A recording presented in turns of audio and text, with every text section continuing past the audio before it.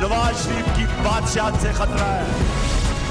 Parliament में अपने बेटे के साथ इसलिए नहीं आ रहा कि मैंने आपसी की कुर्सी खींच लेनी है। मेरा मकसद है आपको भी समझाएं। अल्ताफ हुसैन साहब से हमारा मुकम्मल कतई ताल्लुक है।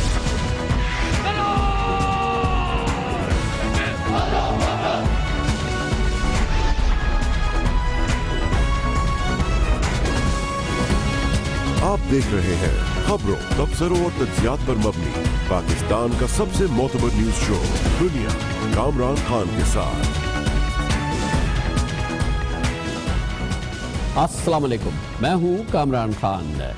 हुकूमत सिंध वाहिद हुकूमत है जिसके दूसरे साल भी मुसलसल दूसरे साल जो मंसूबों के लिए मुख्तस रकूम हैं वो बिना खर्च किए एक्सपायर हो जाएंगे, और एक बड़ी कसीर रकम जो कि मंसूबे जिनके लिए बनाए गए, जो कि उन मंसूबों के लिए मखसूस की गई लेकिन वो खर्च नहीं हो पा रही। इसी तरह से ये वाहिद हुकूमत होगी जो अपनी मुख्तलिफ वजारतों की जो कारकर्दगी है वो आवाम के सामने स्क्रूटनी के लिए कभी पेश नहीं करती। गोया के मज़े की हुकूमत है, यहाँ पे जो वज़ीर बन जाए उसके मज़े ही मज़े हैं। मगर असल बात यह है कि यहाँ पे वजारतें तब्दील करने का अमल जो है वो भरपूर तरीक़े से मुसलसल जारी रखता है। गोया के एक म्यूज़िकल चेयर है जो कि कभी नहीं थमती, मगर इस पे या इस म्यूज़िकल चेयर में कुर्सियों पर बैठने वाले मुसलसल बदलते रहते हैं। उसकी बड़ी वजह यह है कि सिंध में पावर के 1 से ज़्यादा सेंटर्स हैं और 3 पावर सेंटर्स हैं जो कि ऑपरेट कर रहे होते हैं। कभी किसी का कोई नुमाइंदा किसी वजारत पे आ जाता है, कभी किसी पावर सेंटर का कोई आदमी किसी वजारत पे आ जाता है, और इस तरह से ये काम चलता ही रहता है। और इसका नतीजा ये निकलता है कि सिंध इस वक्त पाकिस्तान के चारों सूबों में पीछे नज़र आता है। मेरिट के मामलात में, शफाफियत के मामलात में, डेवलपमेंट प्रोजेक्ट्स के मामलात में, और दूसरी जो कारकर्दगी के पैमाने होते हैं उन तमाम मामलात में सिंध जो है वो मुसलसल पीछे नज़र आता है। अब एक बार फिर सिंध काबीना में तश्कील नौ की गई है, उसमें ऊपर नीचे किए गए हैं लोग, नाम आगे पीछे कर दिए गए हैं। एक अहम बात है जो नोट में जो बाकायदा नोटिस में आ रही है वो ये कि सिंध हुकूमत में ख़ास तौर पे और अब इस नई काबीना में एक बार फिर सिंध के दारुल हुकूमत, सबसे बड़े शहर पाकिस्तान और सिंध को ही सबसे ज़्यादा रेवेन्यू देने वाले कराची की कोई नुमाइंदगी नहीं है, कोई प्रोमिनेंट नुमाइंदगी पूरी सिंध हुकूमत में और अब सिंध काबीना में एक बार फिर नज़र नहीं आ रही, जो यकीनी तौर पे एक तशवीश तलब मामला है। एक ताज़ा रीशफल किया गया है सिंध हुकूमत की काबीना को, एक बार फिर चेहरों को इधर से उधर बिठा दिया गया है, उधर से उठा के इधर बिठा दिया गया है। इसकी एक तस्वीर आपको दिखाते हैं इस खुसूसी रिपोर्ट में जो हमारे नुमाइंदे खुसूसी मुनव्वर आलम ने तरतीब दी। भुट्टो यार क्या कर रहे हो? रोजा हो गया है क्या? रोजा इतना लगा है एक नारा भी नहीं लगता। सिंध में पीपल्स पार्टी की हुकूमत के गुज़िश्ता 9 साल, बातें बड़ी बड़ी लेकिन बज़ाहिर कारकर्दगी मायूस कुन। तनखीद ज्यादा बढ़ गई तो पीपल्स पार्टी की क़यादत ने पिछले साल कायम अली शाह को फारिग किया और मुराद अली शाह वजीर आला बना दिए गए। वजीर आला मुराद अली शाह साल से हुकूमत सिंध की अहम वजारतों पर रहे।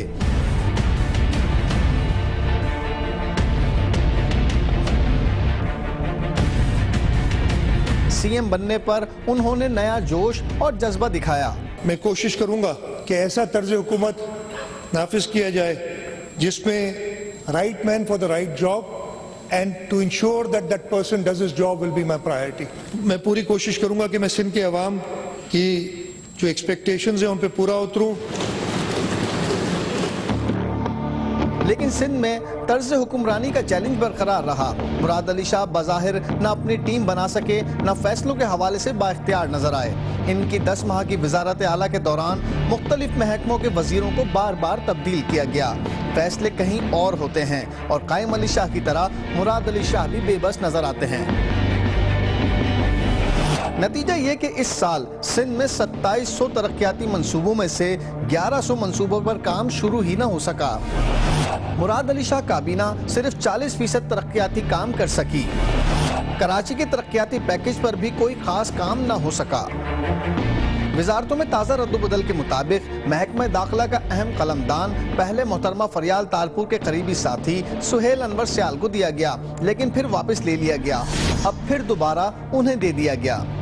عدالت کے حکم پر بیرسٹر مرتضی وہاب قانون کے قلمدان سے محروم ہوئے اور محترمہ فریال تالپور کے منظور نظر ضیاء لنجار وزیر قانون بنا دیے گئے۔ محکمہ خوراک ناصر شاہ کو دیا گیا، 2 ماہ بعد واپس لے کر نثار کھوڑو کے حوالے کر دیا گیا۔ محکمہ اطلاعات کے مشیر کا عہدہ مولا بخش چانڈیو کے پاس تھا، جو عدالت کے حکم پر واپس لینا پڑا اور اب ناصر شاہ کو دے دیا گیا ہے۔ محکمہ ٹرانسپورٹ ممتاز جاکھرانی کے ہاتھ سے گیا اور ناصر شاہ کی گود میں آ گرا، گو کہ ٹرانسپورٹ کا اب تک کوئی ایک منصوبہ مکمل نہ ہو سکا۔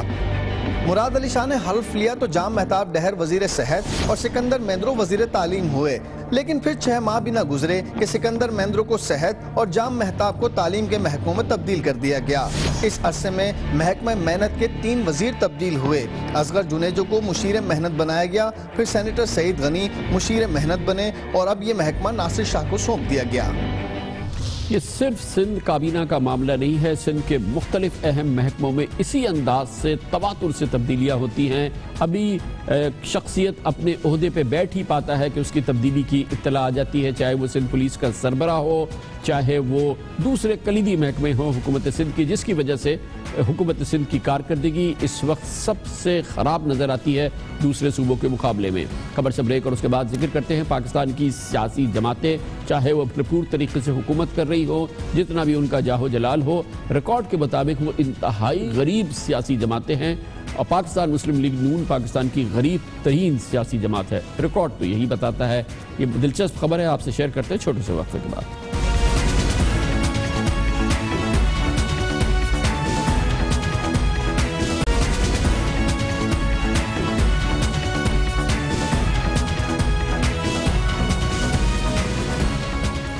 ہماری سیاسی جماعتوں کی مالی حیثیت کیا ہے، اس سلسلے میں مستند رپورٹ سامنے آئی ہے۔ الیکشن کمیشن نے 49 پاکستان کی سیاسی جماعتوں کے سن 2016 کے گوشواروں کی تفصیلات جاری کی ہیں، جن کے مطابق اس وقت متحدہ قومی موومنٹ پاکستان کی سب سے امیر جماعت ہے، اس کے پاس 37 کروڑ روپے کے اثاثے ہیں۔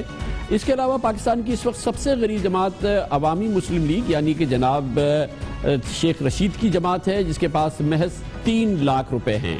یہ پاکستان کی امیر اور غریب ترین جماعتیں ہیں۔ ملک پر 3 بار حکمرانی کرنے والی ملک گیر سیاسی جماعتیں مسلم لیگ نون اور پاکستان پیپلز پارٹی مالی اعتبار سے دوسرے اور تیسرے نمبر پر ہیں۔ مسلم لیگ نون کے اس وقت کل اثاثوں کی مالیت 30 کروڑ روپے بتائی گئی ہے، جبکہ پیپلز پارٹی کے جناب آصف علی زرداری کی اس پارٹی نے اپنے اثاثے انتہائی کم یعنی 11 کروڑ روپے ظاہر کیے ہیں۔ گویا کہ پاکستان پیپلز پارٹی پاکستان کی غریب سیاسی جماعتوں میں آئے گی۔ ملک کی تیسری بڑی سیاسی جماعت تحریک انصاف نے الیکشن کمیشن میں کوئی غیر ملکی فنڈنگ نہ لینے کا بیان حلفی بھی جمع کرایا ہے۔ تحریک انصاف کہتی ہے کہ اس کے پاس 7 کروڑ 40 لاکھ روپے کے اثاثے ہیں۔ مسلم لیگ قاف کہتی ہے کہ اس کے پاس 5 کروڑ کے ہیں، جبکہ عوامی نیشنل پارٹی کہتی ہے کہ وہ 2 کروڑ 84 لاکھ روپے کی مالک ہے۔ جماعت اسلامی کہتی ہے کہ اس کے پاس 61 لاکھ 60 ہزار روپے ہے۔ پاکستان کی سیاسی جماعتوں کی یہ مالی حیثیت ہے، اس کی سورسز کیا ہوتی ہیں، کتنی اسپیسیفک ہوتی ہیں، یہ جماعتیں اپنا نظام کیسے چلاتی ہیں، اس پہ بات کرتے ہیں۔ اس کے لیے ہمیں جوائن کر رہی ہیں محترمہ آسیہ ریاض، جو جوائنٹ ڈائریکٹر ہیں فلدات کی۔ بہت بہت شکریہ آسیہ صاحبہ، فرمائیے گا یہ ہماری سیاسی جماعتیں جو اپنے اکاؤنٹس دیتی ہیں الیکشن کمیشن آف پاکستان میں، کیا اس میں اپنی ایگزیکٹ سورسز بتاتی ہیں کہ اگر ہمارے پاس 30 کروڑ روپے ہیں تو اس کی سورس کیا ہے اور اس کے لیے کتنے وہ ویلڈ اکاؤنٹس سامنے رکھتی ہیں؟ دیکھیے، اس کے بارے میں ہمیشہ کامران صاحب یہ خیال رہتا ہے کہ یہ جو سیاسی جماعتیں ہیں جو الیکشن لڑتی ہیں، ان الیکشن میں کامیابی حاصل کرتی ہیں، پاکستان کے اندر کوئی پبلک فنڈنگ کا سسٹم تو ہے نہیں جس میں اسٹیٹ فنڈ کرے سیاسی جماعتوں کو، تو ظاہر ہے سیاسی جماعتیں اپنی ہی جو فنڈز ہیں اسی کی بیسس کے اوپر الیکشن لڑتی ہیں۔ تو ہمیشہ یہ خیال کیا جاتا ہے کہ شاید جو سورسز آف فنڈنگ بتائے جا رہے ہیں یا جو ایسٹس بتائے جا رہے ہیں وہ درست نہیں ہیں۔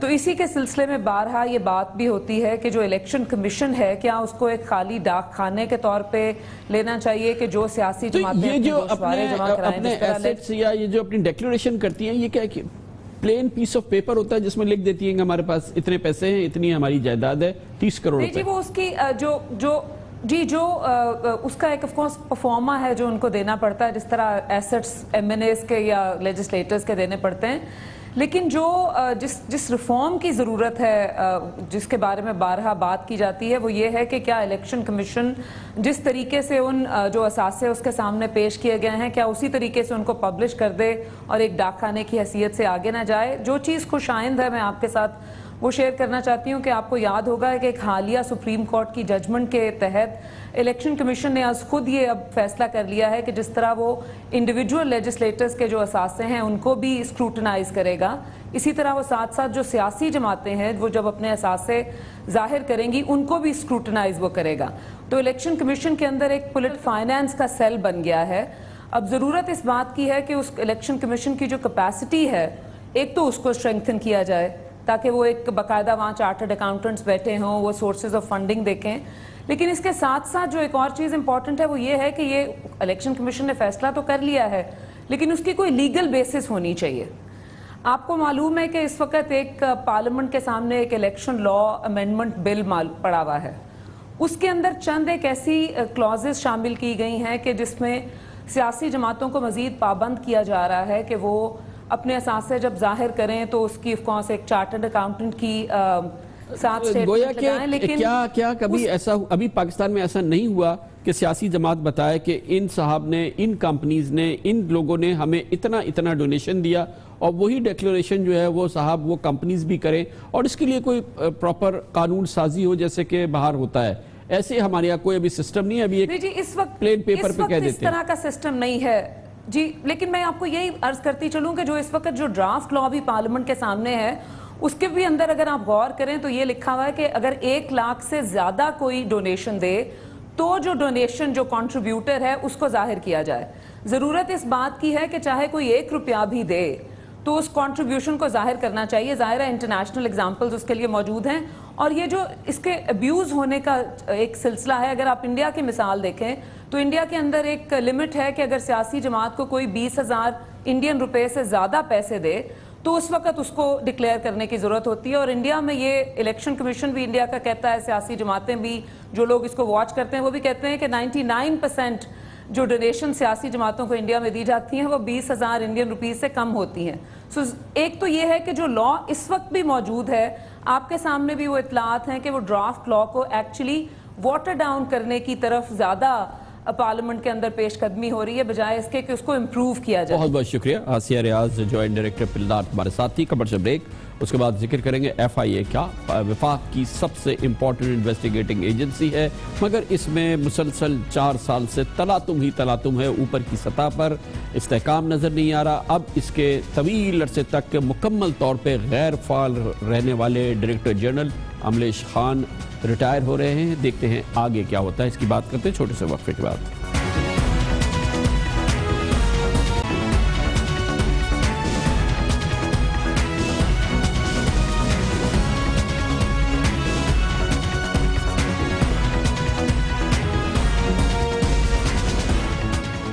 FIA وفاقی حکومت کا انتہائی اہم کلیدی تحقیقاتی ادارہ ہے. اس کے دائرہ اختیار میں منظم جرائم کی تحقیقات، امیگریشن قوانین پر پابندی، انسداد اسمگلنگ، ہیومن ٹریفکنگ، اس کے علاوہ anti money laundering, cyber crime, intellectual property rights, Interpol سے رابطے، سارے کام FIA نے کرنے ہوتے ہیں. یہ بہت ہی مضبوط وفاقی ادارہ ہے لیکن موجودہ حکومت کے ڈسکریڈٹ پہ یہ بات جاتی ہے کہ پچھلے 4 سال کے دوران ٹاپ لیول پر یہاں پہ استحکام نظر نہیں آیا ہے. اور اب جو تازہ ترین ڈیولپمنٹ ہونے والی ہے، FIA کے ایک اور ڈائریکٹر جنرل اب ریٹائر ہو رہے ہیں. مگر اس سے زیادہ اہم بات یہ ہے کہ وہ گزشتہ 1 سال سے FIA کے سربراہ تھے محمد املیش، مگر وہ پورے سال مکمل طور پہ غیر فعال رہے ہیں، وہ کہیں پہ بھی ایکٹیو نظر نہیں آئے ہیں. اور یہ بہت امپورٹنٹ بات ہے کہ مسلسل وہ غیر فعال رہے، ان کی جگہ کسی اور کی تعیناتی بھی نہیں کی گئی. اور اب جب محمد املیش اپنے وقت پہ ریٹائر ہو رہے ہیں ابھی بھی نئے FIA کے ڈائریکٹر جنرل کی تعیناتی نہیں ہوئی ہے. FIA وزارت داخلہ کے ماتحت ہے اور جناب املیش 1 سال تک کیوں غیر فعال رہے وہ کہیں نظر نہیں آئے. اس کی وجہ یہ ہے کہ وزیر داخلہ جناب چودھری نثار علی خان اور ڈی جی ایف آئی اے محمد املیش کے جو تعلقات تھے وہ 23 مئی کو 2016 کو کشیدہ ہو گئے تھے، اور پھر اس پورے ایک سال کے دوران اس کے بعد جو ہے یہ بات سامنے آئی کہ جناب املیش مکمل طور پہ غیر فعال ہو گئے ہیں۔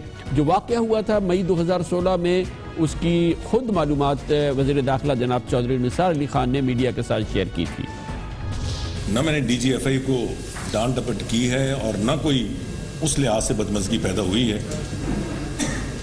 میں نے ایشو یہ اٹھایا تھا کہ ایف آئی اے کی ری ویمپنگ کی ایک پرپوزل ان کی طرف سے آئی، اور مجھے پہنچنے سے پہلے اس کی ایک تشہیر میڈیا پہ آ گئی۔ میرا پوائنٹ آف ویو یہ تھا کہ منسٹری کے پاس آئی نہیں اور ایک لفظ تشہیر ہو گئی۔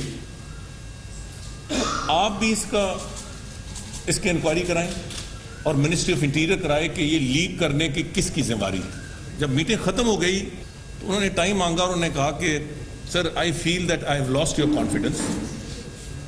تو ایگزیکٹ اگلا ورڈ نہیں تھا، کیونکہ پھر آگے سے میں نے بات کی کہ I'm willing to resign یا میں لکھ کے دینے کے لیے تیار ہوں، تو میں نے کہا نہیں، دیر از نو نیڈ فار دیٹ، اور میں اٹھ کے آ گیا اور وہ بھی۔ اور اس دن کے بعد سے جو کچھ ہوا وہ تاریخ کا حصہ ہے۔ اطلاعات کے مطابق کہ اس وقت سے وزارت داخلہ کے کسی اجلاس میں محمد املیش کو نہیں بلایا گیا ایف آئی اے کو ریپرزینٹ کرنے، اور عام طور پہ ان کی جگہ additional director general Wajid Zia ہی ایف آئی اے کی ریپرزنٹیشن کرتے تھے۔ اور محمد املیش پچھلے سال 22 مارچ کو ڈی جی ایف آئی اے تعینات کیا گیا تھا۔ اس سے قبل وہ آئی جی بلوچستان تھے، additional I G Punjab police تھے، اور اس کے علاوہ دوسرے بہت اہم عہدوں پہ کام کر چکے ہیں۔ مگر زیادہ اہم بات یہ ہے کہ ایف آئی اے جیسا محکمہ مثال کے طور پہ امریکہ میں اس کا ہم پلہ ادارہ ایف بی آئی ہے، جب ایف بی آئی کا سربراہ بنایا جاتا ہے تو اسے 10 سال کے لیے تعینات کیا جاتا ہے تاکہ کنٹینیوٹی رہے، اس میں کوئی سیاسی انٹرونشن نہ آئے اور ایک مستحکم ادارے کے طور پہ کام کر سکے۔ یہی معاملات بھارت میں ایف آئی اے کا ہم پلہ ادارہ سی بی آئی ہے، وہاں پر بھی اسی طرح سے ہوتا ہے کہ جو سربراہ ہوتا ہے وہ طویل مدت کے لیے تعینات کیا جاتا ہے، لیکن ہمارے یہاں بدقسمتی سے اب چوتھے سال میں 5ویں director general F I A کی تعیناتی ہونے جا رہی ہے، جو بذات خود ایک سنگین معاملہ ہے۔ اس پر ہم بات کرتے ہیں اور اس کے لیے ہمیں جوائن کر رہے ہیں اسلام آباد میں ہمارے سینئر کورسپونڈنٹ قمر المنور۔ بہت بہت شکریہ قمر المنور صاحب۔ گزشتہ مئی سے محمد املیش صرف نام کے ڈی جی ایف آئی اے تھے، ایف آئی اے کے معاملات پھر چلاتا کون تھا؟ مطلب جو ڈائریکٹر جنرل ہے وہ تو ٹوٹلی نان فنکشنل ہے، تو کیا ایکچولی ہو کیا رہا تھا؟ جی بالکل، اس حوالے سے جب سے یہ چپکلے شروع ہوئی تھی اس کے بعد محمد املیش جو ہے وہ اجلاس میں تو آتے تھے، لیکن کوئی بہت بڑا اجلاس ہو تو اس میں ان کو بلایا جاتا تھا، ورنہ تمام جو ریلیونٹ ڈائریکٹرز ہوتے تھے، جیسے اسلام آباد میں ڈائریکٹر ایف آئی اے جو ہیں مظہر کاکا خیل، ان کو بلایا جاتا تھا اور جو ڈائریکشن وزیر داخلہ کی جانب سے ہوتی تھی وہ ان کو دے دی جاتی تھی۔ اسی طرح ڈائریکٹر سندھ جو ہیں ایف آئی اے کے، ان کو بلایا جاتا تھا، لاہور سے ڈائریکٹر پنجاب کو بلایا جاتا تھا، تو مختلف جو ڈائریکٹرز ہیں مختلف ریجنز کے، ان کو بلا کے تمام جو تفصیلات تھیں وہ دے دی جاتی تھی اور ان کو ٹاسک جو ہیں دے دیے جاتے تھے۔ تاہم محمد املیش کو ہم نے بہت ساری میٹنگز میں خود بھی یہ دیکھا کہ چودھری نثار ان کو خود ایڈریس بھی نہیں کرتے تھے۔ اگر کوئی ٹاسک اس طرح کا ہوتا تھا جس پہ جیسے سائبر کرائم ونگ کو کوئی ہدایات دینی ہے تو وہ ڈائریکٹر اسلام آباد جو ہے مظہر کاکا خیل، ان کو کہہ دیا جاتا تھا، حالانکہ جو سائبر کرائم ونگ کا آفس ہے وہ تو ڈائریکٹر جنرل کے انڈر آتا ہے اور وہ ہیڈ کوارٹر میں موجود ہے، لیکن جو ان کو دی جاتی تھی تمام ہدایات وہ ڈائریکٹر اسلام آباد کے ذریعے ہی دی جاتی تھی۔ تو محمد املیش کرتے کیا تھے یہ پورے سال تک؟ ایکچولی کیا ذمہ داریاں تھی جو یہ پوری کر رہے تھے؟ جی بالکل، جس طرح کا ایک غیر فعال کا ورڈ اگر کہا جائے تو بالکل غلط نہیں ہوگا، کیونکہ غیر فعال وہ اس طرح تھے نہ تو ان کو کوئی انکوائری مارک ہوئی، اس طرح کی بہت بڑی انکوائریز جو مارک ہونی تھی وہ نہ تو ان میں سے ہم نے دیکھا کہ ان کو کوئی انکوائری مارک کی گئی۔ جس طرح ایئرپورٹ پر ایک خواتین کی جانب سے ایک جھگڑے کا واقعہ دیکھنے میں سامنے آیا تھا، وہ انکوائری بھی جو ہے ڈائریکٹر ایڈمن کو مارک کی گئی، جبکہ ڈی جی ایف آئی اے نے جو وزیر داخلہ تھے یہ انکوائری پہلے ان لوگوں کو معطل کیا، اور ان لوگوں کو پہلے ہی جو محمد املیش ہیں ڈی جی ایف آئی اے وہ معطل کر چکے تھے۔ وزیر داخلہ نے دوبارہ سے ایک پریس ریلیز جاری کی کہ ان لوگوں کو جو ہے معطل کیا جائے، اور وہ پریس ریلیز ہی چلتی رہی۔ یہی صورتحال ہوتی تھی کہ کبھی کسی مین سٹریم کی نیوز میں ہم نے نہیں دیکھا محمد املیش کو، وہ اتنا زیادہ انٹریکٹ بھی نہیں کرتے تھے میڈیا کے ساتھ۔ اگر ان سے بات چیت کی جاتی تھی تو وہ یہی کہتے تھے کہ وہ اس حوالے سے کچھ زیادہ بات نہیں کرنا چاہتے، منسٹر صاحب پہلے ہی ان سے زیادہ تر ناراض ہی رہتے ہیں۔ بہت بہت شکریہ قمر المنور ہمارے ساتھ تھے۔ کمر سے بریک، اس دوران آپ نیوز ہیڈ لائنز بھی دیکھیں گے، اس کے بعد آج کی دوسری بہت اہم خبریں اور ان سے جڑے ہوئے تبصرے اور تجزیات۔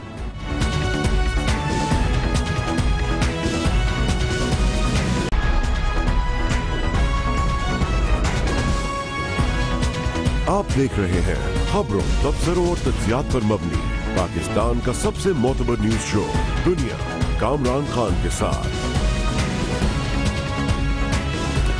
कल भी हमने अपने इस प्रोग्राम में आपको बताया था कि पनामा केस के फैसले आने के बाद अब तमाम निगाहें मरकूज हैं JIT की जानिब, और हमने कल आपको बताया था कि ये JIT का मरहला कोई स्मूथ और आसान मरहला नहीं होने जा रहा।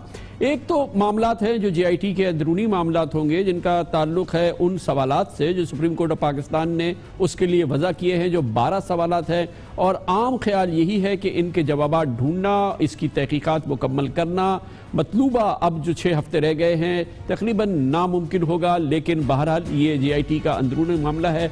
हम जिस जानिब आपकी तवज्जो मबजूद करा रहे हैं, कल भी कराई थी, वो ये कि खुद JIT की तश्कील के बारे में अब तहफ़्फ़ुज़ात का इजहार हो रहा है, ख़ास तौर पे शरीफ ख़ानदान की जानिब से, हुकूमती जो रिप्रेजेंटेटिव्स हैं उनकी जानिब से, और अब ये कहा जा रहा है कि JIT की तश्कील के पे भी मसाइल है। इसके अलावा वो क़वानीन और वो इस्तेक़ाक़ जो वज़ीर आज़म के साहबजादों को हासिल है या ख़ुद वज़ीर आज़म को हासिल है, उनका भरपूर इतलाक़ किया जाएगा, और उनको जो वही क़वानीन जो पाकिस्तान में सब के लिए हैं, उन क़वानीन को सामने रख के जवाबात होंगे जो कि दिए जाएंगे JIT को।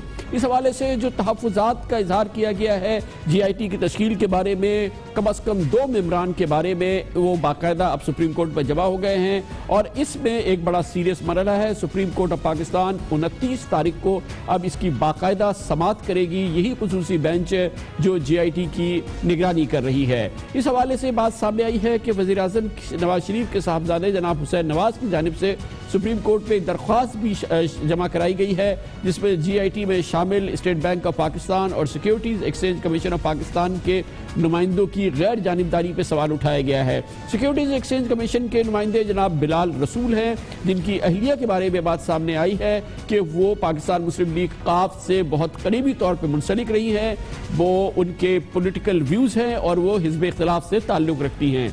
इसी तरह से जनाब आमिर अजीज़ के बारे में बात सामने आई है, और तहफ़्फ़ुज़ात सामने आए हैं। एक तो आमिर अजीज़ साहब का अपना बैकग्राउंड, और ख़ास तौर पे सन 2000 में वो नैब में तैनात थे, और जो सन 2000 में नैब तहक़ीक़ात कर रही थी ख़ास तौर पे शरीफ ख़ानदान के हवाले से, और ज़ाहिर है कि उसकी वो बहुत ही इंपॉर्टेंट तहक़ीक़ात थी और उसको बहुत डिस्प्यूट किया गया है शरीफ ख़ानदान की जानिब से। वो तमाम तहक़ीक़ात जनाब आमिर अजीज़ कर रहे थे, और अब जिस अंदाज से उनको इस बेंच में शामिल किया गया है, इस हवाले से तहफ़्फ़ुज़ात सामने आ रहे हैं। गोया कि बिलाल रसूल के हवाले से भी तहफ़्फ़ुज़ात है और आमिर अजीज़ के हवाले से भी तहफ़्फ़ुज़ात है। इसी दौरान ये बात सामने आई है कि वज़ीर आज़म के साहबजादे हुसैन नवाज शरीफ को जिनको कि JIT ने तलब किया था और उनके लिए तारीख मुकर्रर की गई थी 25 मई की, गोया कल उनको पेश होना था। आज उन्होंने खत तहरीर किया है JIT को। उन्होंने कहा है एक तो उन्हें कम टाइम दिया गया है, दूसरे ये नहीं बताया गया है कि वो किस चीज़ का रिकॉर्ड लेकर आए, किन सवालों के जवाब उनसे चाहिए और कौन से शवाहिद उनसे दरकार हैं, क्योंकि उनसे सिर्फ एक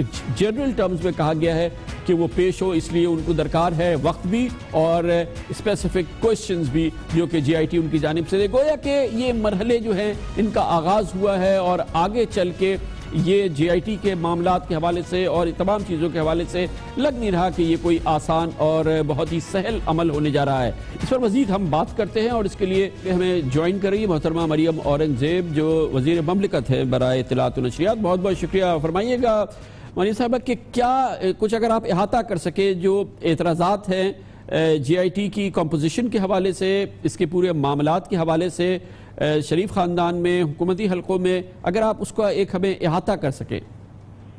बिस्मिल्लाहिर्रहमानिर्रहीम। सबसे पहले तो कामरान साहब आपने काफ़ी डिटेल में चीज़ें बताई। मैं इसमें सिर्फ ये कहना चाहूँगी और ये वाज़िया करना चाहूँगी कि ये जो कॉन्स्टिट्यूशन ऑफ JIT जो है, इसके ऊपर ज़ाहिर है ये सुप्रीम कोर्ट ने कॉन्स्टिट्यूट की और इसमें लिस्ट मंगवाई गई, आपने देखा कि अदारों की तरफ से, और उसके अंदर से लोगों को चुना गया।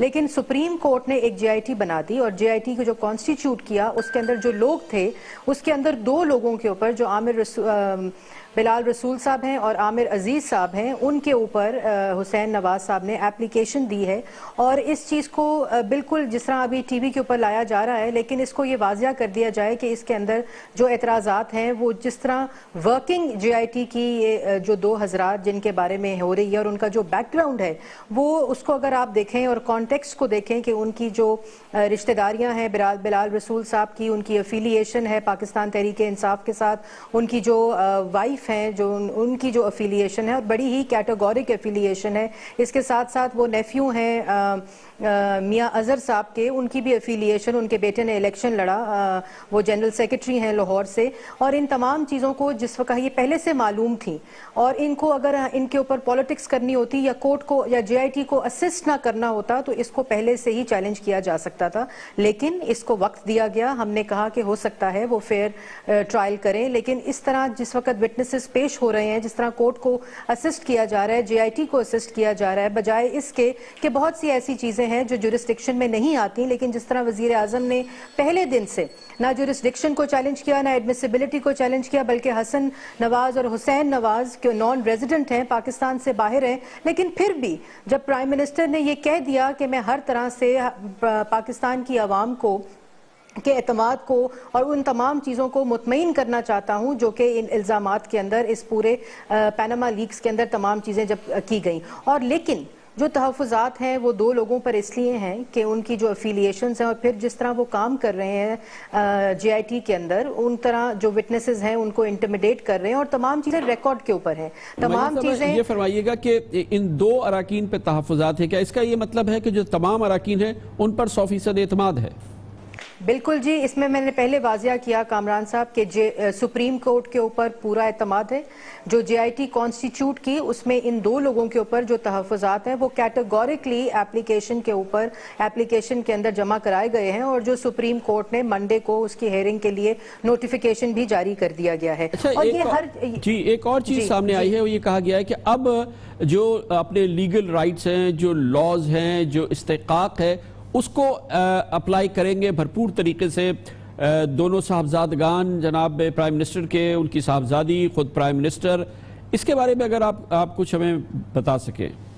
دیکھیں، اس میں دوبارہ سے بڑا اچھا سوال کیا وضاحت کے لیے کامران صاحب کے پہلے دن سے وزیر اعظم نے سپریم کورٹ کو لکھا کمیشن یا جے آئی ٹی بنا دیا جائے، اس کے بعد جس طرح کاروائی چلی، ہیئرنگ ہوئی، بینچ تبدیل ہوئے، بینچ ریکانسٹیٹیوٹ ہوئے، لیکن ہر سٹیج کے اوپر جب بھی سپریم کورٹ نے کسی بھی طرح کی اسسٹنس مانگی، کاغذ مانگے، کوئی بھی دستاویز مانگے، ان تمام کو پیش کیا گیا، اور جو قانونی حق تھے نان ریزیڈنٹ پاکستانیز جو کہ تمام پاکستان سے باہر ہیں ان کے تھے، جس طرح کی ایڈمیسیبلٹی جورسڈکشن تھی، کسی چیز کو چیلنج نہیں کیا گیا، اور جے آئی ٹی کے اندر بھی جو اسسٹنس دی جا رہی ہے اس وقت شریف فیملی کی طرف سے، وٹنسز کی طرف سے، اور جس طرح ابھی آپ کو معلوم ہے کہ حسین نواز صاحب کو بھی جے آئی ٹی نے بلا لیا ہے اور وہ بھی پیش ہوں گے، لیکن یہ میں ضرور واضح کرنا چاہتی ہوں کہ جہاں جورسڈکشن نہیں بھی بنتی اس کو بھی لیٹ گو فار گو کر کے، کیونکہ بات پاکستان کے عوام کی کو مطمئن کرنا ہے، وزیر اعظم نے یہ جو الزامات لگائے گئے ہیں ان تمام چیزوں کو، اس پورے مسئلے کو ختم کرنا ہے، اور اس کو یہ بالکل شکل نہ دی جائے کہ قانونی حق، بالکل قانونی حق شریف فیملی کے پاس موجود ہے، جس طرح پاکستان کی پوری عوام کے پاس موجود ہیں، لیکن جہاں جس لیول کے اوپر کہا گیا، لیکن یہ میں واضح کروں کامران صاحب کہ شریف فیملی کے نیریٹو کو ڈسٹارٹ نہ کیا جائے، یہ ایک فیئر پلے ہونا چاہیے۔ جے آئی ٹی کے اندر جس طرح کی انویسٹیگیشن اس وقت ہو رہی ہے، اس کے اندر جس طرح لیگل رائٹس تمام پاکستانیوں کے ہیں، اور وہ تمام چیزیں جو اس وقت جے آئی ٹی میں مانگی جا رہی ہیں، بالخصوص یہ جو دو لوگ جن کے اوپر اعتراضات اٹھائے گئے ہیں، اور خالی یہ نہیں کہ کسی قسم کا آپ یہ سمجھیں کہ الزام لگایا گیا ہے، بلکہ فیکٹس کے ساتھ، تمام بیک گراؤنڈ کانٹیکس کے ساتھ، انفارمیشن کے ساتھ، جو کہ بلال رسول صاحب کی افیلیشن کو ظاہر کرتے ہیں، اور اسی طرح عامر عزیز صاحب جو کہ آپ کو معلوم ہونا چاہیے، جو آپ نے بھی اپنی سکرینز پہ دکھایا، پورے میڈیا اس وقت دکھا رہا ہے کہ ان کی جو افیلیشن ہے، جس وقت نیب بنی جنرل پرویز مشرف صاحب ایک جو ڈکٹیٹر تھے، جب انہوں نے وزیر اعظم سے جس طرح بھی آپ کو معلوم ہے وہ ساری کہانی، اور اس وقت نیب کے جو جنرل امجد عزیز صاحب تھے, ان کے یہ بڑے بلو آئیڈ تھے. پوری ٹیم تھی جو کہ وزیر اعظم کے خلاف کیسز آئیڈینٹیفائی کرنے اور پھر انویسٹیگیٹ کرنے کے لیے ٹیم مرتب کی گئی. یہ سب کو معلوم ہے, یہ وہ ہارڈ فیکٹس ہیں جو تمام لوگوں کو معلوم ہے. اور پھر یہ البرکہ بینک ہے جو آپ نے ابھی خود دکھایا کہ ان کے ساتھ بھی جس طرح التوفیق جو پیپر مل تھی اس کے ساتھ جو معاملات تھے وہ سب کو معلوم ہے. لیکن ہم چاہتے ہیں شاید یہ سپریم کورٹ کے نالج میں نہ ہو, اس لیے یہ اپلیکیشن دی گئی ہے. اس حوالے سے بھی تحفظات ہیں جو اب تک جو ہوا ہے, کیونکہ طارق شفیع صاحب نے بہت اسپیسیفک کہا ہے کہ ان کے ساتھ سلوک جو تھا وہ اچھا نہیں تھا, بڑا ہارش رویہ رکھا گیا اور ان کے ساتھ بڑی سختی کی گئی ہے. یہ بھی آپ نے پہنچی بات. جی بالکل کامران صاحب, اور یہ چیزیں ریکارڈ بھی ہوئی ہیں کیونکہ جے آئی ٹی ریکارڈ ہو رہی ہے, اس کے اندر جتنی چیزیں کاروائی ہو رہی ہے وہ سب ریکارڈڈ ہے جو کہ ابھی سپریم کورٹ کو جس کی رپورٹ پیش بھی گئی. اور ہم یہ بھی چاہتے ہیں کہ شاید سپریم کورٹ کو ان تمام چیزوں سے ان کی نظر سے نہ گزری ہوں, ان کے بیک گراؤنڈز اور جو اس وقت جس طرح انٹیمیڈیٹ کیا جا رہا ہے کاروائی کو, جو وٹنسز پیش ہو رہے ہیں, جو کانڈکٹ ہے جے آئی ٹی کا بالخصوص ان دو لوگوں کی طرف سے, اس کے تحفظات کو وائس کیا گیا ہے حسین نواز صاحب کی طرف سے. اور ہم چاہتے ہیں, ہمیں اعتماد ہے سپریم کورٹ پہ کہ وہ ان تمام چیزوں کو دیکھے گی اور اس کے اوپر اپنا جو ہمارا موقف ہے اس کو سنے گی, اور منڈے کو انہوں نے نوٹیفائی بھی کر دیا گیا ہے. اور یہ بھی بتائیے گا کہ یہ بھی بات سامنے آ رہی ہے بات کہ جے آئی ٹی جو ہے وہ وزیر اعظم سے پوچھ گچھ کرے گی, وزیر اعظم کو سوال نامہ بھجوایا جائے گا, وزیر اعظم سے پوچھ گچھ کی جائے گی. یہ جو معاملہ سامنے آ رہا ہے کہ جے آئی ٹی براہ راست وزیر اعظم کو کوسچن کرے گی, اس پر کیا موقف ہے حکومت کا؟ دیکھیں یہ بات پہلے بھی جو ٹرمز آف ریفرنس اور جو سکوپ تھا جے آئی ٹی کا اس میں واضح کر دی گئی تھی کہ وزیر اعظم سے سوال ہوں گے. اور میں آپ کو یہ بھی کہہ دوں, اور میں آپ کے پروگرام کے ذریعے بتانا چاہتی ہوں ویورز کے, کہ کسی قسم کی ایسی بھی چیزیں جو ہو سکتا ہے پاکستان کے موجودہ جو قوانین ہیں ان کے مطابق جورسڈکشن نہ بنتی ہو, لیکن ہر لیول کے اوپر شریف فیملی نے اسسٹ کیا. اور اسی طرح ابھی بھی اگر کوئی سوال نامہ آیا تو وزیر اعظم جو ہے وہ اس کو بالکل ہر طرح سے اسسٹ کریں گے, کیونکہ یہ برعکس جو اس کے برعکس اگر سٹوری دیکھ رہے ہیں ویورز, جو عمران خان صاحب کے کیسز پیش ہو رہے ہیں اور وہ جوابات جمع کرا رہے ہیں, ہر طرح کی جورسڈکشن کو چیلنج کر رہے ہیں, ہر طرح کی ایڈمیسیبلٹی کو چیلنج کر رہے ہیں, کیونکہ وہ کر رہے ہیں سیاست. اور ہم کر رہے ہیں اس وقت پاکستان کی عوام کے جو وزیر اعظم کے اوپر الزامات لگے ہیں, پاکستان کے وزیر اعظم میاں محمد نواز شریف اس وقت میجورٹی جو پاپولر ووٹ ہے اس کو لے کر آئے ہیں, میجورٹی ووٹنگ کے ساتھ آئے ہیں, پاکستان کی عوام کا اعتماد ہے اور ان کو مطمئن کر رہے ہیں اس وقت. بہت بہت شکریہ محترمہ مریم اورنگزیب, وزیر مملکت برائے اطلاعات و نشریات. ہمارے سامنے اہم بات ہے وہ یہ کہہ رہی ہیں کہ جے آئی ٹی نے سوال نامہ وزیر اعظم کو بھیجا تو وزیر اعظم ضرور جواب دیں گے, وزیر اعظم سے سوال پوچھے گئے تو وزیر اعظم تعاون کریں گے اور جواب دیں گے. وزیر اعظم سوال نامہ ریسیو کرنے کے لیے, جے آئی ٹی کے سوالات کے جوابات دینے کے لیے مکمل طور پہ تیار ہیں اور وہ ایسا کرنے جا رہے ہیں. کمرشل بریک اور اس کے بعد ذکر کریں گے منوان یہی معاملات ہیں عمران خان اور تحریک انصاف کے حوالے سے. آج بھی سپریم کورٹ آف پاکستان میں بھرپور کارروائی ہوئی ہے. اسی دوران عمران خان نے اپنی جائیداد کے حوالے سے, اپنے اثاثوں کے حوالے سے ایک منی ٹریل پیش کیا ہے. اس میں بڑے مین میخ نکالی جا رہی ہے, اس میں غلطیاں بتائی جا رہی ہیں, اس میں سراخ بتائے جا رہے ہیں کہ کہاں کہاں اس میں گیپس ہے. اب جواب ہے عمران خان نے دینے. اس کی بات کرتے ہیں چھوٹے سے وقفے کے بعد.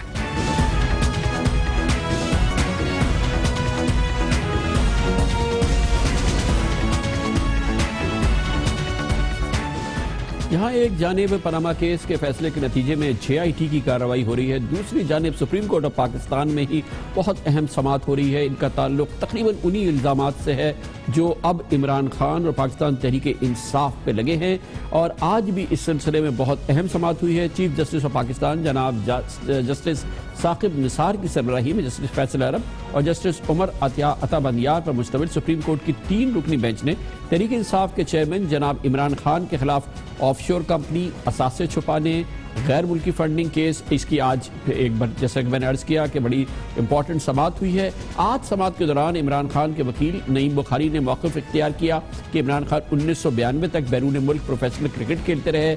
عمران خان نے 1983 میں لنڈن فلیٹ 1,17,000 پاؤنڈ میں خریدا اور لنڈن فلیٹ خریدتے وقت عمران خان کی حیثیت نان ریزیڈنٹ پاکستانی کی تھی. اس پر چیف جسٹس جناب ثاقب نثار نے سوال پوچھا, نان ریزیڈنٹ کے تعین کے لیے ایف بی آر کا تو سرٹیفکیٹ ضروری ہوتا ہے, عمران خان کے ٹیکس ریٹرنز میں نیازی سروسز کو ظاہر نہیں کیا گیا. عمران خان جو رقم کیش کی صورت میں لائے اسے کہاں ظاہر کیا گیا؟ یہ بہت اہم سوالات تھے جو چیف جسٹس آف پاکستان نے پوچھے. نعیم بخاری نے سپریم کورٹ سے کہا کہ وہ رقم لندن سے پاکستان منتقلی کا طریقہ کار اپنے موکل سے پوچھ کر کل بتائیں گے. آج یہ بات اہم ہے کہ عمران خان کی جانب سے ایک منی ٹریل پیش کر دی گئی ہے اور بتایا گیا ہے کہ انہوں نے بنی گالا کے اثاثے کس طریقے سے خریدے. اس کے علاوہ انہوں نے اپنی آف شور کمپنی کے حوالے سے بھی جو شواہد ہیں وہ پیش کیے ہیں اور یہ تمام جو معلومات ہے سپریم کورٹ آف پاکستان کو دی گئی ہے اور اس پر بھی اب اعتراضات آنے شروع ہو گئے ہیں. تحریک انصاف کے وکیل جناب انور منصور خان نے آج اپنے دلائل میں موقف اختیار کیا کہ رول 6 الیکشن کمیشن کو آڈٹ شدہ اکاؤنٹس دوبارہ کھولنے کی اجازت نہیں دیتا. یہ معاملات ہیں تحریک انصاف کی فنڈنگ کے حوالے سے. فنڈنگ کے لیے پی ٹی آئی کی ایل ایل سی کمپنی امریکہ میں رجسٹرڈ ہے. دیگر سیاسی جماعتوں کی بھی ایل ایل سی کمپنیز بیرون ملک کام کر رہی ہیں. اگر الیکشن کمیشن کو گوشوارے کھولنے کا اختیار دیا گیا تو فلڈ گیٹ کھل جائے گا. چیف جسٹس جناب ثاقب نثار نے ریمارک دیے قانون بڑا واضح ہے کہ سیاسی جماعتوں پر غیر ملکی فنڈنگ کی ممانعت ہے. انتخابی گوشواروں کے حوالے سے کسی پارٹی کے ساتھ امتیازی سلوک نہیں کیا جائے گا. اگر تحریک انصاف کے اکاؤنٹس کھولنے کو کہا گیا تو پھر سب پارٹیوں کے ساتھ ایسا ہوگا. جسٹس عطا بانیال کا کہنا تھا کہ سیاستدانوں اور ان کی سیاسی جماعتوں کو اپ ٹو ڈی مارک ہونا چاہیے. یہ عوامی دلچسپی کا معاملہ ہے. پی ٹی آئی پر غیر ملکیوں سے فنڈ لینے کا الزام ہے. آف شور جو ایسٹس ہیں بیرون ملک اکاؤنٹس کی منی ٹریل کے حوالے سے مسلم لیگ نون اور تحریک انصاف اب مسلسل ایک دوسرے پہ الزامات لگا رہی ہے. مگر آج سب سے اہم چیز جو سامنے آئی ہے وہ یہ ہے کہ عمران خان کہتے ہیں کہ بنی گالہ کی خریداری کے لیے ان کے دوست راشد علی خان بڑے معاون ثابت ہوئے ہیں اور ان کی ہی معاونت سے ان کے اور جمائمہ خان کے درمیان رقوم کا ٹرانسفر ہوا اور جس کا بنیادی مقصد یہ ہے کہ وہ ثابت کرنا چاہ رہے ہیں کہ بنی گالہ کی جائیداد انہوں نے اپنے ریسورسز سے خریدی ہے. ان تمام معاملات پہ بات کرتے ہیں اور اس کے لیے ہمیں جوائن کیا ہے جناب طلال چودھری نے. پاکستان مسلم لیگ نون کے ممبر قومی اسمبلی بھی ہے اور آج کل جماعت کی ترجمانی بھی کر رہے ہیں. بہت بہت شکریہ طلال صاحب. ذرا سا مختصراً بیان کیجئے کہ آپ کے سب سے امپورٹنٹ سوالات کیا ہیں. عمران خان کی منی ٹریل سامنے آ گئی ہے اور جو ان کے ایسٹس وغیرہ کے معاملات ہیں آپ کے کی کوئسچنز کیا ہیں ان کے جواب کی روشنی میں. دیکھیں جو تو منی ٹریل کے حوالے سے ہے, جو چیزیں ہم نے مانگی تھیں, جو چیزیں ہم نے عدالت میں سی ایم اے کے تھرو کہا تھا ان میں سے کوئی چیز نہیں آئی. یعنی خان صاحب نہ اپنی بینک سٹیٹمنٹ دے سکے, نہ جمائمہ خان کی بینک سٹیٹمنٹ دے سکے, بلکہ انہوں نے ایک تیسرے آدمی کی بینک سٹیٹمنٹ دی اور وہ بھی ایک نہیں. انہوں نے نومبر میں ایک خط دیا تھا جس میں کوئی 10-12 ٹرانزیکشنز تھی اور اب جو دیا اس میں 5 سے 6 ٹرانزیکشنز ہیں اور وہ بھی آپس میں تضاد کرتے ہیں اور وہ ہیں راشد علی خان. یعنی راشد علی خان کے خط کو, اس کے ایفیڈیوٹ کو, اس کے بینک اکاؤنٹ کو ظاہر کر کے وہ یہ بتا رہے ہیں کہ ہمارے پاس اور کوئی ایسی منی ٹریل نہیں ہے. سو ہم سمجھتے ہیں کہ یہ ایک صرف کور اپ کے لیے سٹوری بنائی گئی ہے.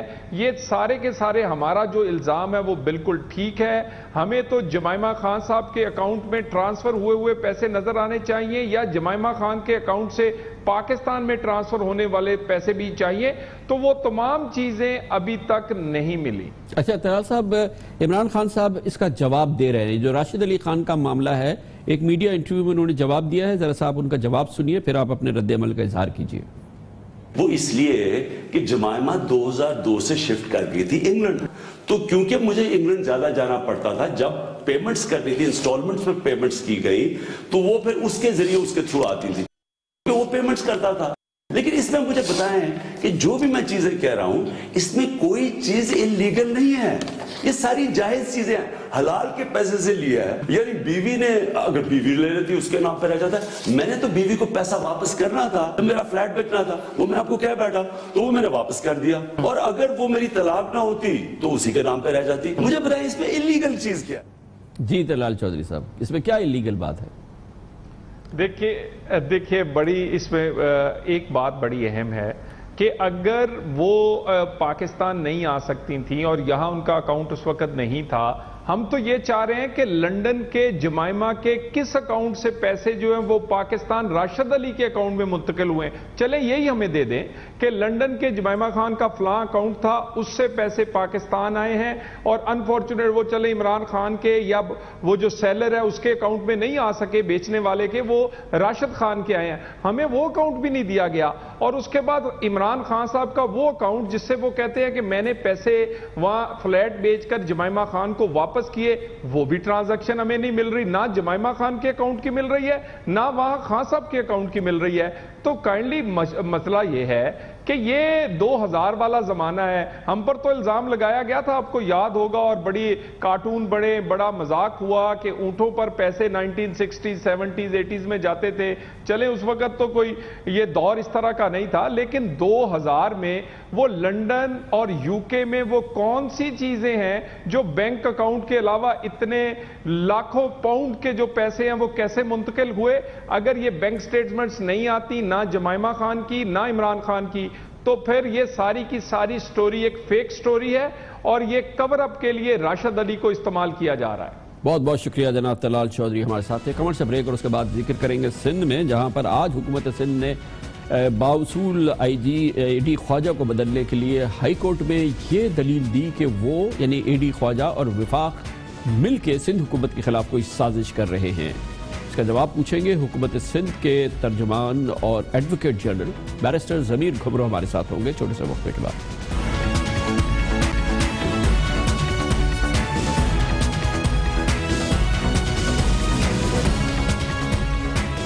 سندھ حکومت کی جدوجہد میں کہ باوصول اور ایک اچھی شہرت والے سندھ پولیس کے سربراہ انسپیکٹر جنرل پولیس اے ڈی خواجہ کو کسی صورت سے سندھ سے فارغ کر دیا جائے, آج اس میں ایک نیا موڑ آیا ہے, جب سندھ حکومت کی جانب سے اس کے ایڈوکیٹ جنرل نے آج سندھ ہائی کورٹ میں کہا کہ وفاقی حکومت اور آئی جی سندھ اے ڈی خواجہ پر کے ساتھ مل کے حکومت سندھ کے خلاف سازش کر رہے ہیں.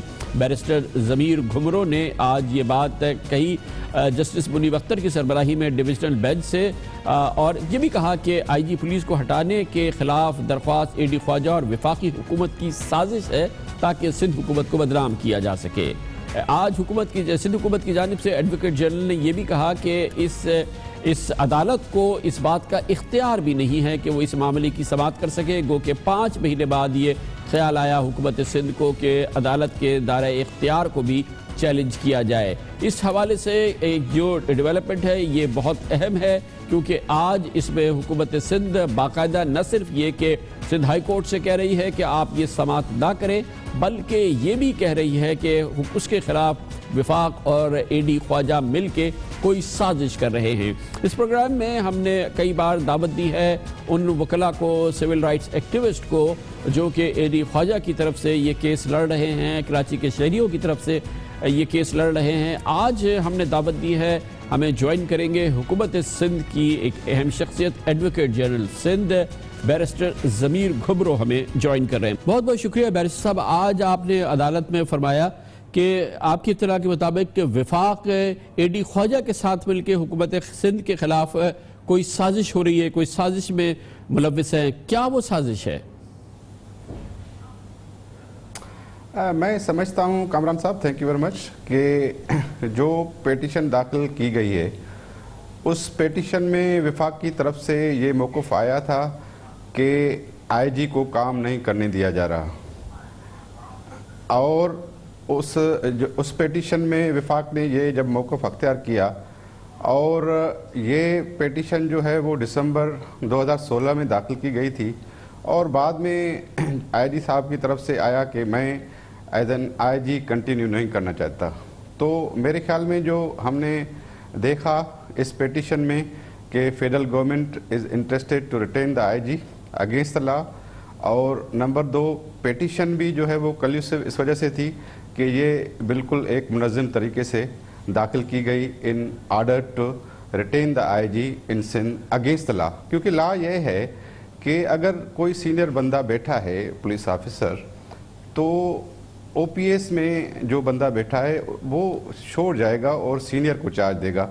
What the Sindh government has done, Sindh government نے سینئر آفیسرز کو چارج دیا, اور یہ سپریم کورٹ کے ججمنٹ جو سپریم کورٹ کی ججمنٹ آئی تھی کہ OPS میں کسی کو نہیں رکھا جائے گا، اور اگر رکھا جائے گا تو وہ سب سے سینئر بندہ ہوگا.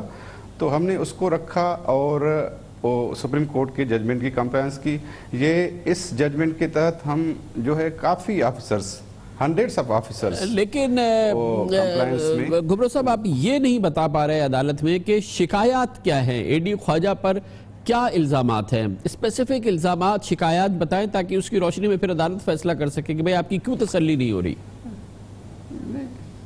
نہیں، شکایات تو دیکھیے وہ اے ڈی خواجہ صاحب تو اس میں ریسپونڈنٹ ہیں، وہ کوئی خود نہیں آئے ہیں، وہ پیٹیشن جو ہے وہ کسی دوسرے نے داخل کی ہے.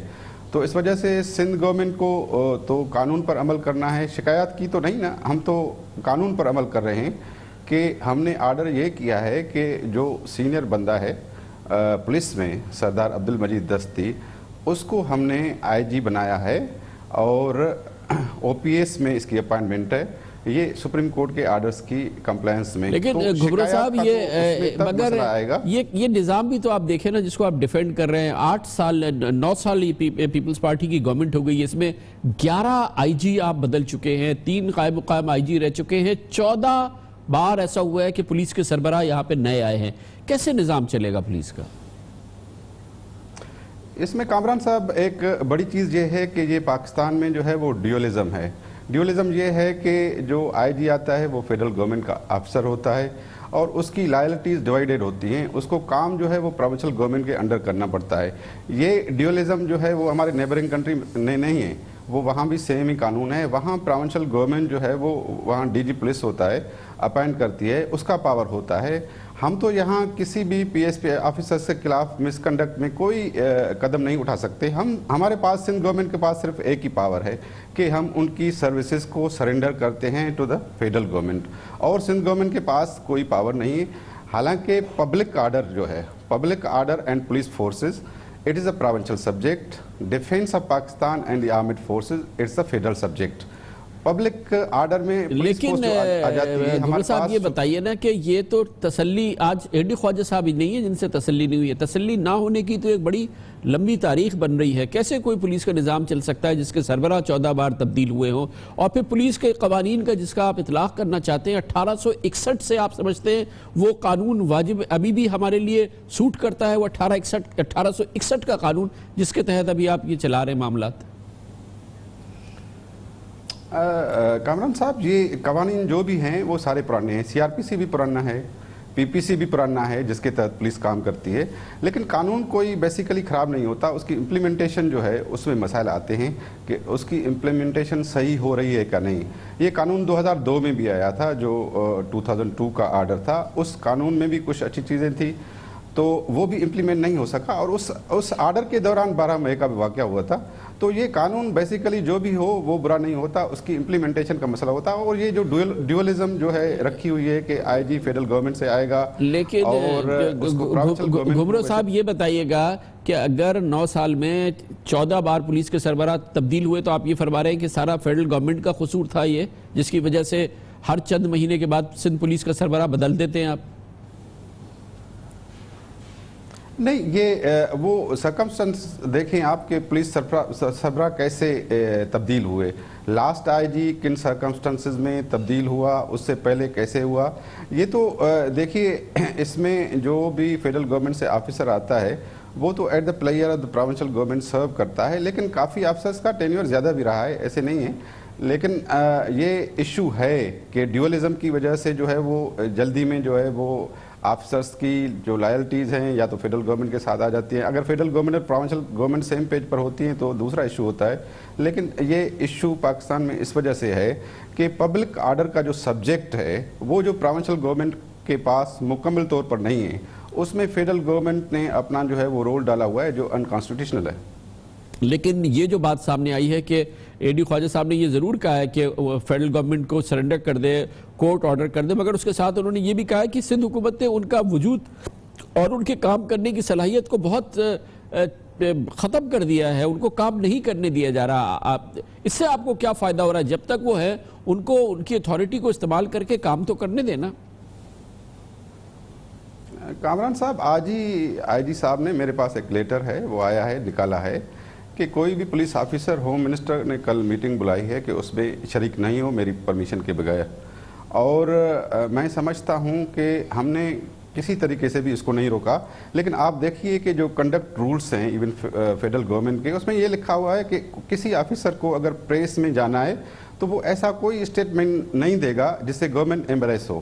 لیکن آئی جی صاحب تو ڈیلی پریس کانفرنسز کرتے ہیں اور نہیں کرتے، ڈیلی پریس کانفرنس نہیں کرتے گھمر صاحب، نہیں کرتے. کہاں پریس کانفرنس تو بہت خیال میں ہفتوں مہینوں سے کوئی نہیں ہوئی، ڈیلی کہاں پریس کانفرنس کرتے ہیں کامران صاحب؟ سر کامران صاحب یہ ایک امپریشن ہے جس سے گورنمنٹ جو ہے وہ گورنمنٹ کو بیڈ لائٹ میں دکھایا جاتا ہے کہ یہ جو پرفارمنس ہے یہ پولیس کی، حالانکہ آئی ڈی تو he has to report to the home secretary, وہ ہوم سیکریٹری کے انڈر میں کام کرتا ہے. وہ اگر یہ کہے گا کہ یہ پالیسیز میں نے جو ہے وہ بنائی ہے یا میں چلا رہا ہوں، یہ تو گورنمنٹ کی پالیسیز ہیں. For example appointments on merit, ہم نے پورے ایجوکیشن ڈپارٹمنٹ میں جو ہے وہ این ٹی ایس کے ذریعے اپائنٹمنٹس کر دیے اور آئی بی اے کے ذریعے. تو اس طرح سے ہم نے پولیس میں بھی جو اپائنٹمنٹس ہیں وہ این ٹی ایس کے ذریعے کر دی تھی. تو ایجوکیشن میں تو کوئی نہیں کہتا کہ این ٹی ایس جو سب سے بڑا ڈپارٹمنٹ ہے سندھ میں، جو سب سے بڑی امپلائمنٹ دیتا ہے، اس میں میرٹ پر جو کام ہو رہا ہے. لیکن وہ تو بڑی اس کی لمبی کہانی ہے، کیا ہوا ہے ٹیچرز کی اور ایجوکیشن ڈپارٹمنٹ کی نوکریوں میں، یہ تو آپ کے علم میں ہے. یہ تو اس وقت کی بات ہے، اس سے پہلے 9 سال میں کیا ہوا ہے اس کی تو پوری کہانی ہے. بہت بہت شکریہ جناب بیرسٹر ضمیر گھمرو، ایڈوکیٹ جنرل سندھ ہمارے ساتھ تھے. خبر سے بریک اور اس کے بعد ذکر کریں گے قومی بجٹ آنے کو ہے. ایک بات کا اطمینان ہے کہ کیونکہ اب الیکشن کی تیاری ہے، یہ عوام دوست بجٹ بھی ہوگا، کاروبار دوست بجٹ بھی ہوگا، لوگوں کو سا بجٹ ہوگا.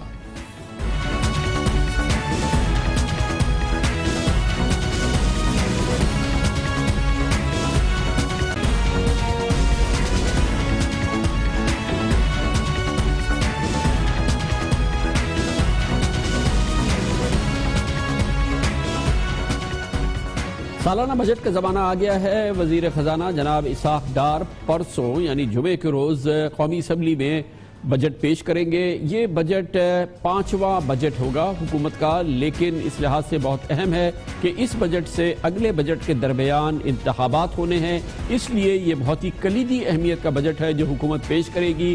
خیال یہی ہے کہ کیونکہ اس بجٹ کے اثرات ہوں گے آئندہ الیکشن پر، اس لیے اس کو اس لحاظ سے ترتیب دیا جا رہا ہے کہ عوام پر کوئی ایکسٹرا دباؤ سامنے نظر نہ آئے.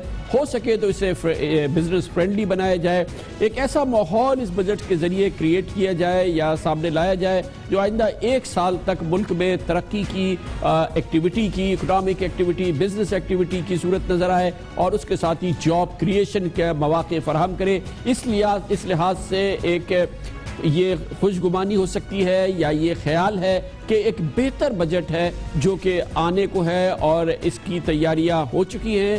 اب اس کا اعلان ہوگا جمعے کے روز جناب اسحاق ڈار کریں گے. اس بجٹ سے ہماری کیا امیدیں ہیں، کیا توقعات ہیں، ان پہ بات کرتے ہیں اور اس کے لیے ہمارے ساتھ موجود ہیں بزنس اور اکنامک افیئرز کے رائٹر اور کالمنسٹ جناب فاروق سلیم.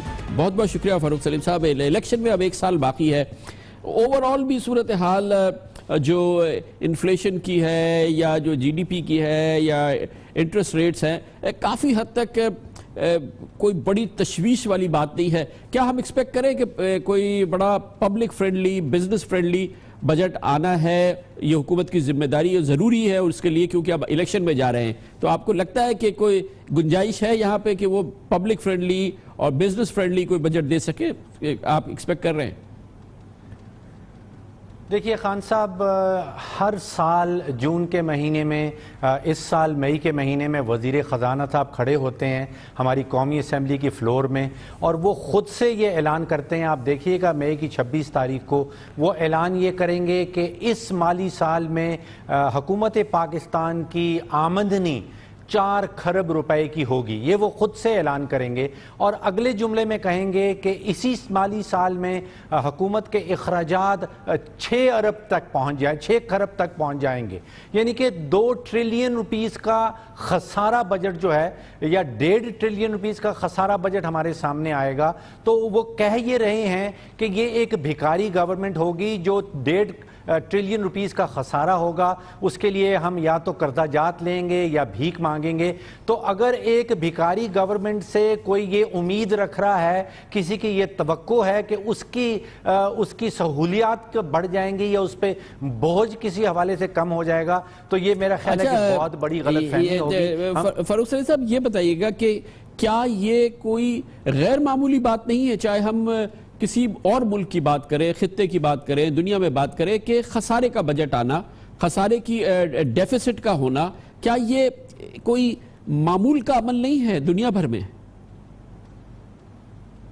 देखिए, मामूल का अमल अगर कुछ साल तक चल जाए और उस डेफिसिट को, उस खसारे को फाइनेंस करने का कोई आपके पास अच्छा तरीका मौजूद हो, लेकिन अगर आप 20-25 सालों से मुसलसल हुकूमत खसारे का बजट देती जाए तो फिर आप देखते हैं कि उस मुल्क के ऊपर, उस कौम के ऊपर जो कर्जा जात हैं वो बढ़ने लगते हैं। देखिए, यहाँ पे सारा फोकस हमारा रहता है कि किसी तरह से हुकूमती आमदन यानी कि टैक्सेस का बोझ जो है वो बढ़ाया जाए। मैं समझता हूं कि ये फोकस बिल्कुल गलत है। ये तरजीह होनी चाहिए इखराजात कम करने की, और दूसरी तरजीह होनी चाहिए कि हम इस्लाहात लाएं टैक्स के अंदर। जो पहली तरजीह है उसके ऊपर बिल्कुल फोकस नहीं किया जाता। देखिए, इस वक्त हाल ये है कि आप बजट में ही देखेंगे कि ये कहा जाएगा कि जो 200 रियासती इदारे हैं जिनको हम पब्लिक सेक्टर एंटरप्राइजेस कहते हैं, वो 300-400 अरब रुपए से जायद खसारा करेंगे सालाना। उसके ऊपर आपके पास जो हमारा पावर सेक्टर है 300-400 अरब रुपया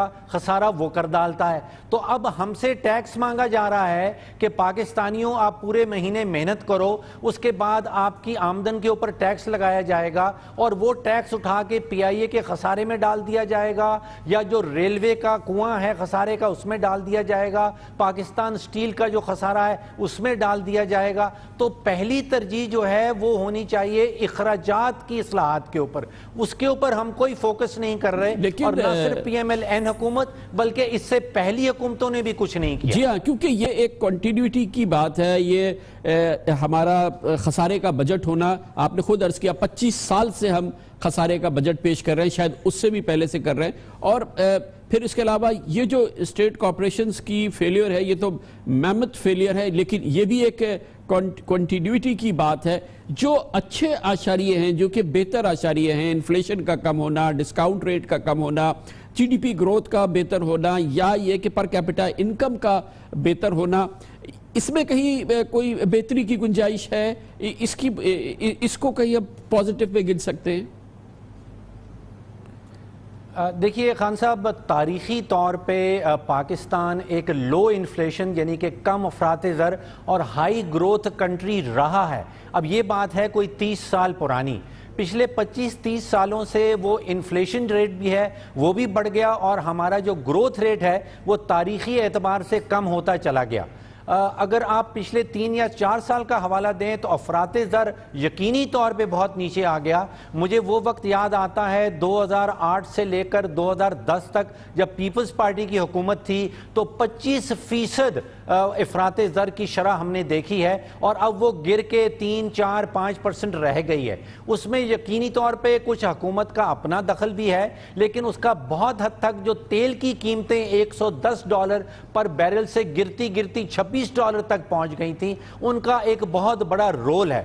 खान साहब, इस बजट पे आ जाएं, ये एक इलेक्शन बजट मुझे नज़र आ रहा है। आप देखिएगा कि मई की 26 तारीख को जो सिंगल लार्जेस्ट कंपोनेंट, जो सबसे बड़ा हिस्सा होगा बजट का, वो PSDP हम उसको कहते हैं, पब्लिक सेक्टर डेवलपमेंट प्रोग्राम, वो एक्चुअली स्वाबदीदी बजट है। इस वक्त कहा यह जा रहा है कि वो 2 ट्रिलियन रुपीस से जायद होगा, यानी कि 4 ट्रिलियन रुपीस के अगर टैक्सेस इकट्ठे होंगे तो 50% से जायद अमाउंट जो है वो एलोकेट कर दी जाएगी एक स्वाबदीदी कंपोनेंट के लिए, यानी कि 2 ट्रिलियन रुपीस हुकूमत के पास अवेलेबल होगा कि वो उसके तरक्याती मंसूबे जो हैं वो उनका ऐलान करे, और वो जा रहे हैं इलेक्शन की तरफ। तो ये बहुत बड़ी अमाउंट है, पाकिस्तान की तारीख में इतनी बड़ी स्वाबदीदी अमाउंट पहले कभी एलोकेट नहीं की गई। Economic activity, business activity, job creation, कितना असर होगा